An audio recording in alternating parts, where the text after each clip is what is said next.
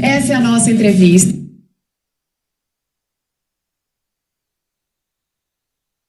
Hashtag Mariana Godoy Entrevista.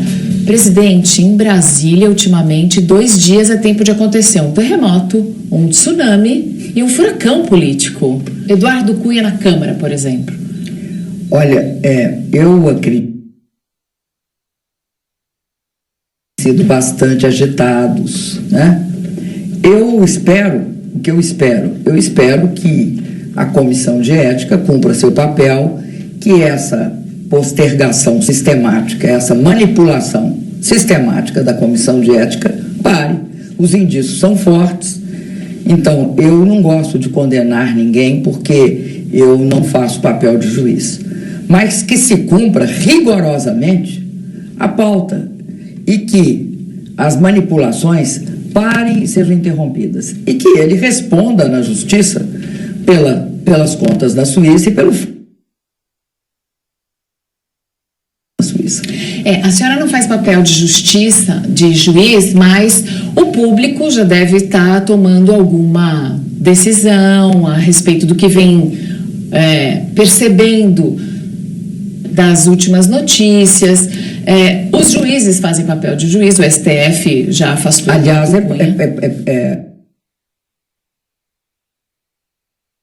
condicional e julgar. O STF toma uma decisão e afasta o presidente da Câmara. A Câmara toma uma decisão conjunta com o Senado e afasta o presidente do Executivo. Está um poder interferir no outro. Rigorosamente falando, eu ainda não fui afastada pela Câmara e pelo Senado.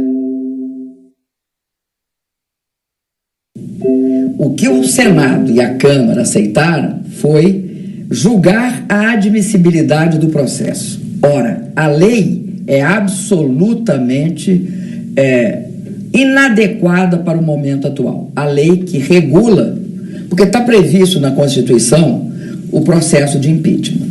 Só não falam que também está previsto que seja com crime de responsabilidade. 6 decretos suplementares e um plano safra, depois a gente pode voltar nisso, não são base para crime de responsabilidade. Naquela noite fatídica, terrível, do dia 17 de abril, onde votaram em tudo. Votaram pelos meus filhos, votaram por tudo, pelo meu marido, e votaram até por pessoas que no dia seguinte, ou alguns dias depois, que eram exemplos de idoneidade, que não eram corruptas, foram presas, né? Tem os 2 casos em Minas Gerais, né? Então, o que eu quero dizer? Eu quero dizer o seguinte: na Câmara Federal e no Senado Federal votaram pela admissibilidade. A lei está errada, é um absurdo, sem ser ainda avaliado o mérito desse processo. A senhora já ter sido afastada e mais, o presidente interino e provisório ter desmantelado o Estado. Não dá para acabar com o Ministério de Ciência, Tecnologia e Inovação. Esse país, o futuro do nosso país depende da ciência, da tecnologia e da inovação. Não dá para misturar o Ministério das Comunicações com o Ministério da Ciência, Tecnologia e Inovação, que não trata só de inovação na área de comunicação. Inovação, o pré-sal é inovação, nem por isso não está dentro do Ministério de Ciência e Tecnologia. Todos os avanços que você pode fazer na área de fármacos são muito importantes e estão lá dentro do Ministério da Saúde, não estão no Ciência e Tecnologia. Então, não tem... É um absurdo desmontar o Estado brasileiro e a partir, aliás... Esse desmonte foi feito para tentar economizar, para enxugar a máquina e para responder a um pedido da sociedade de reduzir custos, de desinchar o Estado. Posso te falar uma coisa? Não é assim que se desincha o Estado. Por exemplo, reduzem esses ministérios, a economia é mínima, se houver economia, se não ficar mais caro. Efetiva de dinheiro. Efetiva de dinheiro. Agora, ao mesmo tempo, como é que criam 14 mil cargos? Se a proposta é reduzir o número de DAS, de cargos em comissão. Que lógica que tem nesse processo? A população brasileira tem ido para as ruas com uma vontade de mudar o país. E isso nasceu de forma espontânea há alguns anos. Depois isso foi sendo gerenciado, até usado, por que não? Por alguns movimentos, por tentativa de ser usado por partidos. Mas a população brasileira sofre, está sofrendo e exige que a classe política faça alguma coisa em favor do Brasil. E se ressente muito quando vê que os políticos só pensam em si mesmos. Caso dos cargos, das emendas parlamentares, caso dos empregos que tem para os amigos.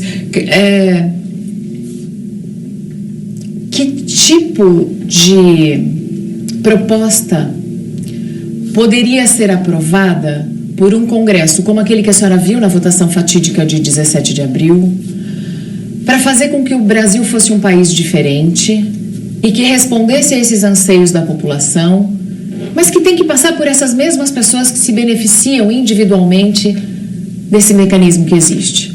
Eu não sei se você lembra, Mariana, mas você tem toda razão.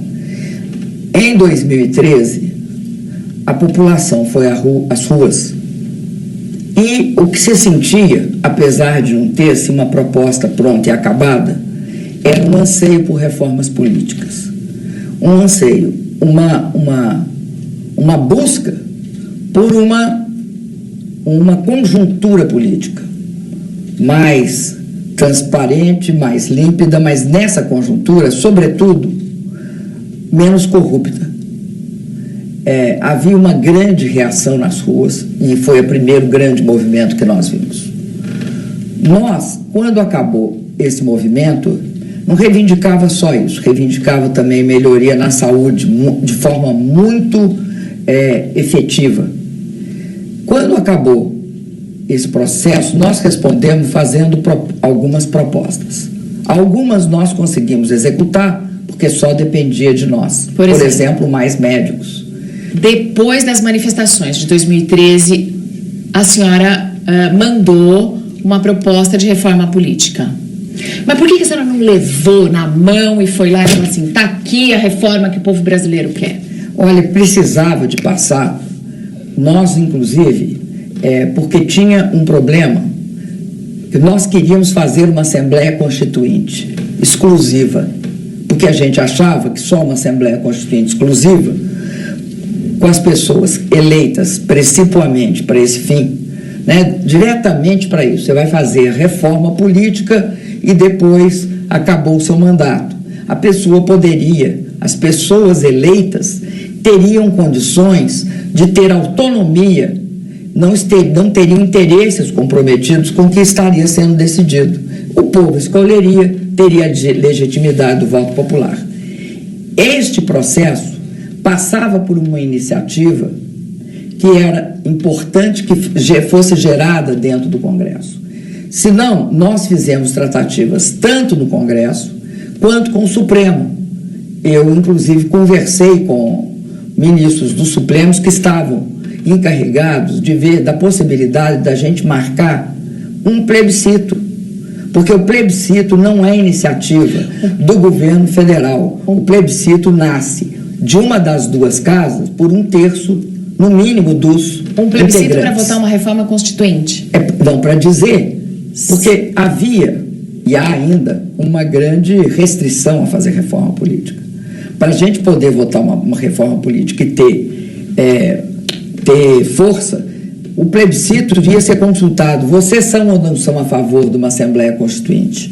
Ao falar que é a favor de uma Assembleia Constituinte, você vai me desculpar, mas a legitimidade do voto popular faria com que ninguém tivesse condições de negar a Assembleia Constituinte. Daí o plebiscito. Se a senhora voltar, se a senhora conseguir passar por esse processo de impeachment e voltar para o Planalto, Palácio do Planalto, a senhora vai propor essa reforma política? Olha, o que eu acho, Mariana? Eu acho o seguinte. Primeiro, eu acho imprescindível que o o meu mandato seja restabelecido. Mas eu não acho que só isso resolve as questões. Acho que o Brasil vai ter de repactuar, né? Repactuar o quê? Repactuar politicamente. Como é que a senhora vai fazer isso? Como é que a senhora vai fazer esse pacto? Como é que a senhora vai conseguir agregar população e políticos, base no Congresso? Como é que a senhora, que acabou de... Veja você, Mariana, eu acho que esta questão não abre mão do retorno, do fim desse processo fraudulento de impeachment. Porque os 6 decretos, só falar esse parêntese, 6 decretos são decretos que não foram feitos para me beneficiar, porque passa que há algum benefício escuso, não. Quem é que pediu os 6 decretos? Do Tribunal Superior Eleitoral, passando pelo Tribunal do Trabalho, passando por hospitais do MEC, passando por todas as iniciativas do Ministério da Justiça de acompanhamento de escoltas. Então, é isso que são 6 decretos. No passado, como é que foi feito? No passado, por exemplo, o governo Fernando Henrique Cardoso, igualzinho aos 6 decretos, deve ter entre 23 e 30 decretos. No governo Lula, menos um pouco, uns 4 ou 5 decretos.